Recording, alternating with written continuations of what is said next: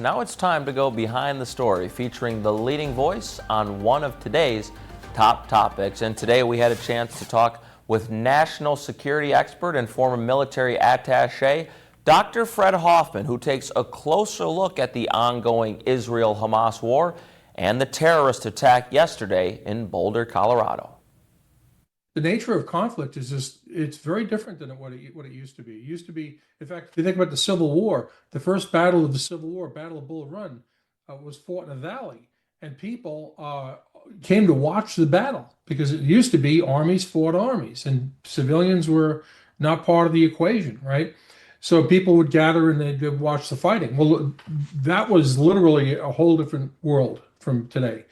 And the problem now is you could have things that happen anywhere in the world using unconventional means, using asymmetric means, using unexpected means. It's the David and Goliath story all over again, right? You use the means that are at your disposal. And that's what Hamas is very good at doing that. It's upsetting on a number of levels. First of all, it was an illegal immigrant who had done it. Second of all, just that, we as Americans are hypersensitive about attacks on people of the Jewish faith for a whole lot of understandable reasons. So there were a lot of hot buttons that were pressed because of that attack, right?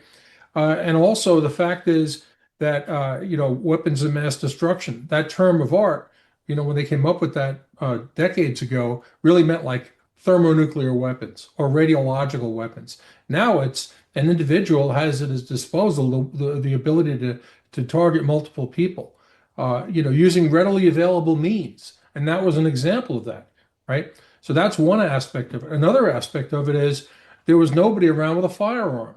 So for the folks that are, two alpha proponents, right, saying, hey, we have the right to bear arms, there was nobody there who could take this guy out. So there's that whole component to it. So this is a multifaceted issue, and like I said, it touches a lot of buttons for a lot of people. You got Benjamin Netanyahu in Israel, and he's a former special forces guy. In fact, his brother had been killed in the raid in Entebbe in 1979. He's got a long history, and the Israelis, understandably, the old saying, where you sit determines how you stand, right?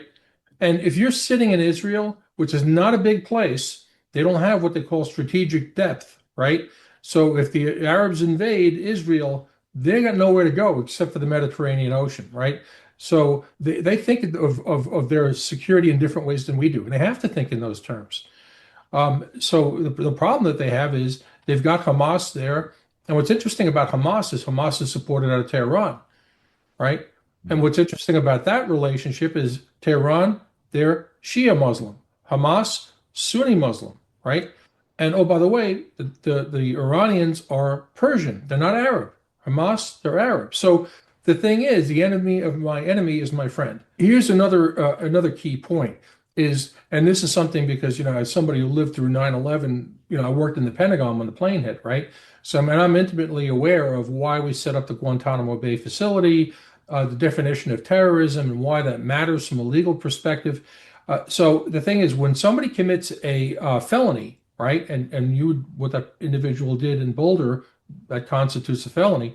If they do that for political reasons in support of an ideology, guess what? That's not terrorism. So that puts it into a whole different discussion and a whole different set of legal consequences for that individual. So we can't overlook that.